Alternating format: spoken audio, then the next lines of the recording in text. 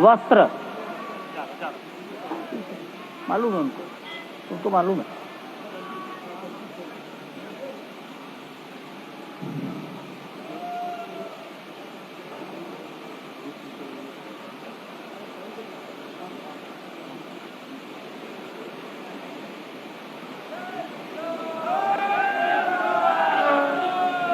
माननीय प्रधानमंत्री जी को गोविंद देव गिरि जी महाराज वस्त्र भेंट कर अपनी कृतज्ञता, प्रधानमंत्री जी के प्रति अपना सम्मान प्रकट कर रहे हैं। अन्य महानुभाव सम्मानार्थ खड़े हैं। पेजावर स्वामी जी माननीय डॉक्टर मोहन राव जी को,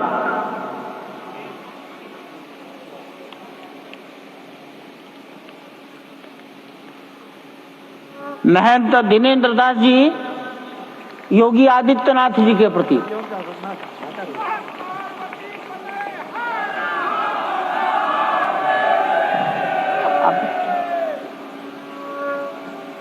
योगी आदित्यनाथ में दिनेन्द्र दास जी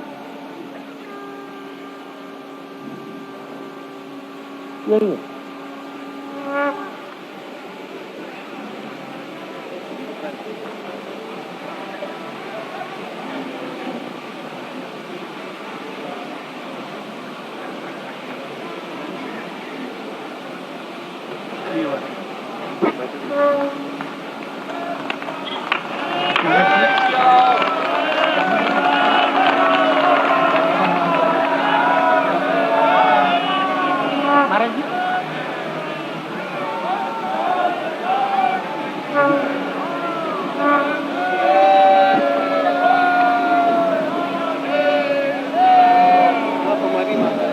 माननीय प्रधानमंत्री जी दिल्ली में राम जन्मभूमि के इस पावन प्रसंग पर एक डाक टिकट जारी कर चुके हैं।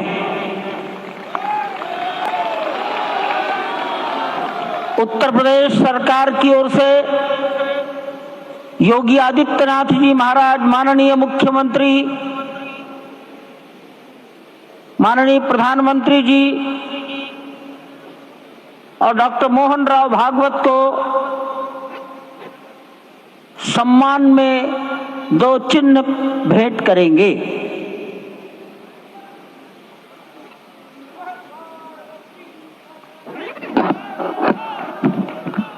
ये राम जन्मभूमि मंदिर के चांदी के 2 बड़े मॉडल हैं।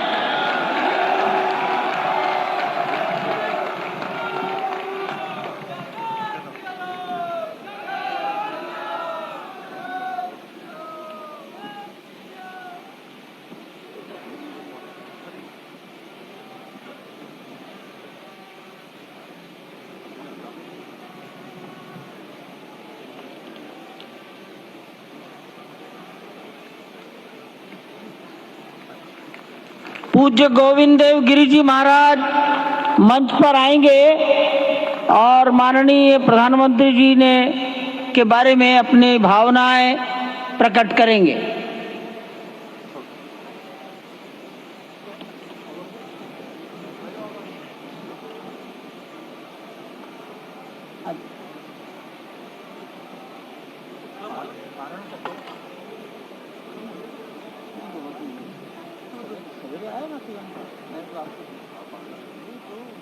वही बोल रहा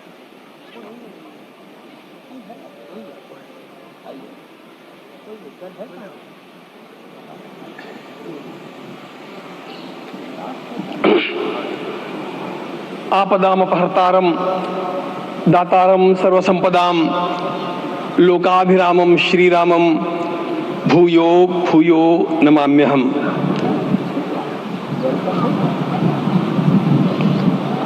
आज अंतःकरण अत्यंत उल्लास से, समाधान से और कृतज्ञता से भरा हुआ है। हमारा संपूर्ण राष्ट्र और पूरा विश्व भी आज भगवान श्री राम की प्रतिष्ठा से आलोकित होने का पर्व आरंभ हो चुका है। यह केवल एक मंदिर में एक मूर्ति की प्रतिष्ठा नहीं है, यह इस देश की अस्मिता, इस देश का स्वाभिमान और इस देश का आत्मविश्वास, इसकी प्रतीक्षा है। 500 वर्षों की प्रतीक्षा के पश्चात यह संभव हो सका। इसके जो अनेक कारण हैं, उनके ऊपर तो आलोक हमारे सारे सम्माननीय अभ्यागत डालेंगे ही। मैं केवल एक काम के लिए यहां पर खड़ा हूं, छोटा सा काम। कारण तो अनेक होते हैं, लेकिन अनेक कारण मिलते मिलते आखिर वे एक विशिष्ट स्तर तक पहुंच जाते हैं और उस स्तर पर कोई महापुरुष हम लोगों को उपलब्ध होता है और उस विभूति के कारण युग परिवर्तित हो जाता है। इस प्रकार का परिवर्तन लाने के लिए अपने जीवन को साधना पड़ता है और इस प्रकार जीवन साधने वाले हमारे इस देश की परंपरा के अनेक महान रत्नों में आज हम लोगों को समय की आवश्यकता, युग की आवश्यकता, सनातन के अंतःकरण की आवश्यकता के रूप में हमारे सम्माननीय प्रधानमंत्री जी प्राप्त हुए हैं।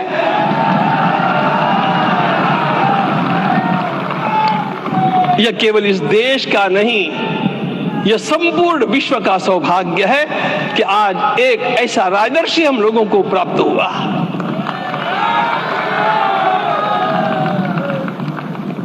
आपके मंगल हाथों से आज प्रतिष्ठा होने की बात थी, वह स्वाभाविक भी था, वो होना ही था मित्रों। लेकिन मुझे इस बात का आश्चर्य हुआ जब मुझे लगभग 20 दिन पूर्व समाचार मिले कि माननीय प्रधानमंत्री जी को इस प्रतिष्ठा के लिए स्वयं अपने लिए क्या क्या अनुष्ठान करके सिद्ध करना चाहिए, स्वयं को उसकी नियमावली आप लिख करके भेजें।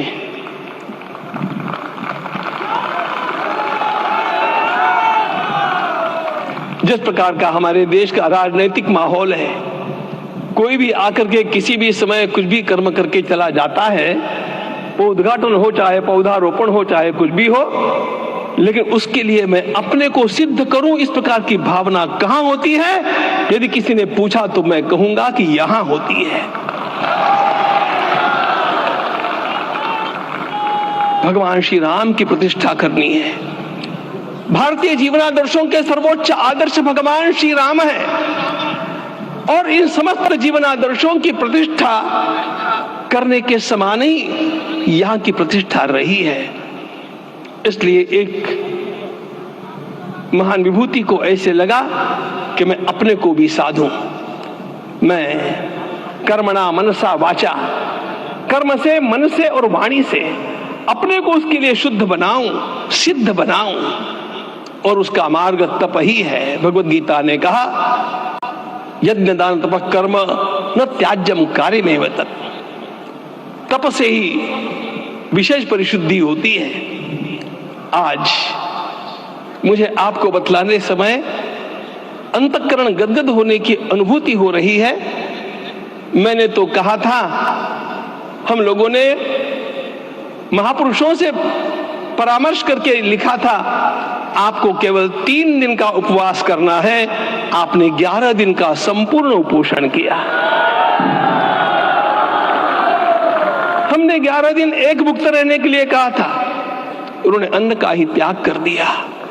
महाभारत में कहा गया है, अनशन यह सबसे बड़ा तप है, अनशन। और उसको उनके जीवन में साकार होते हुए मैंने केवल देखा नहीं, मैं थोड़ा तार्किक हूं।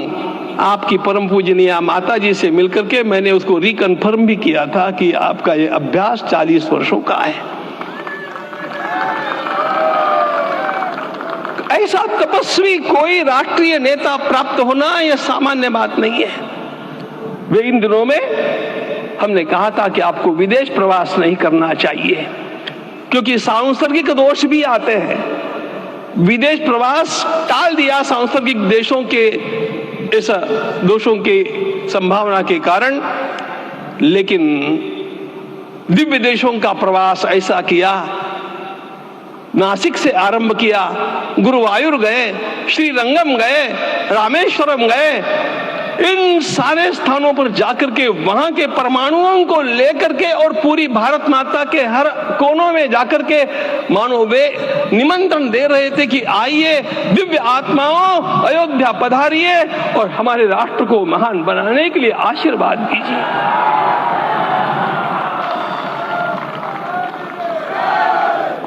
हमने केवल कहा था 3 दिनों तक आपको भूमि शयन करना चाहिए। 11 दिनों से आप भूमि शयन कर रहे हैं। इस कड़कड़ाती ठंड में इस प्रकार का शयन करना, मित्रों, ब्रह्मा जी ने सृष्टि को निर्माण किया। उस समय उन्होंने एक शब्द को सुना था। भारत की संस्कृति का सबसे मूल शब्द है तप तप इति।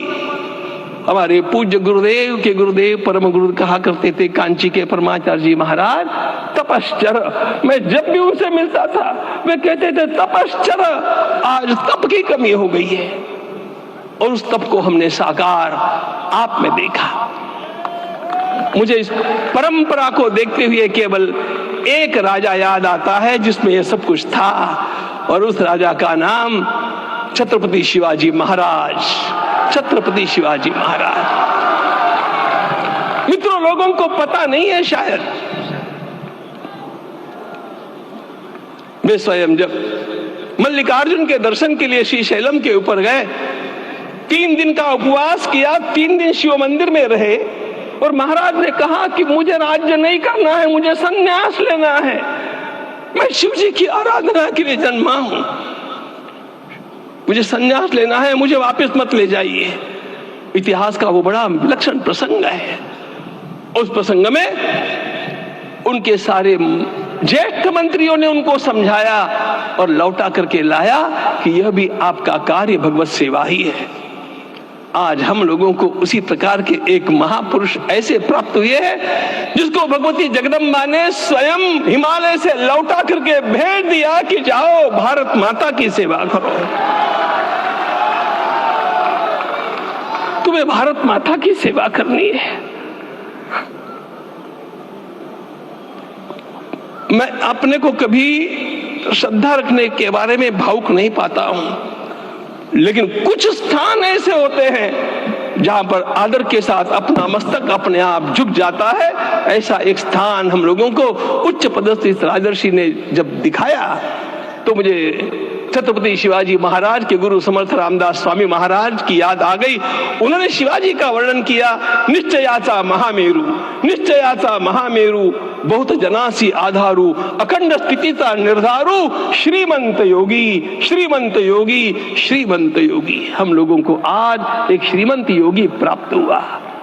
आज मैं यहां पर केवल इसलिए खड़ा हूं कि इतने तपस्या के पश्चात इन सारे महात्माओं की अनुमति लेकर के और उनके आशीर्वाद लेकर के उनका यह तप पूर्ण करने के लिए, उसकी सांगता के लिए उनको चरणामृत दिया जा रहा है। आप सबकी सहमति हो तो आप सब लोग ओंकार का घोष करके मुझे सहमति दें।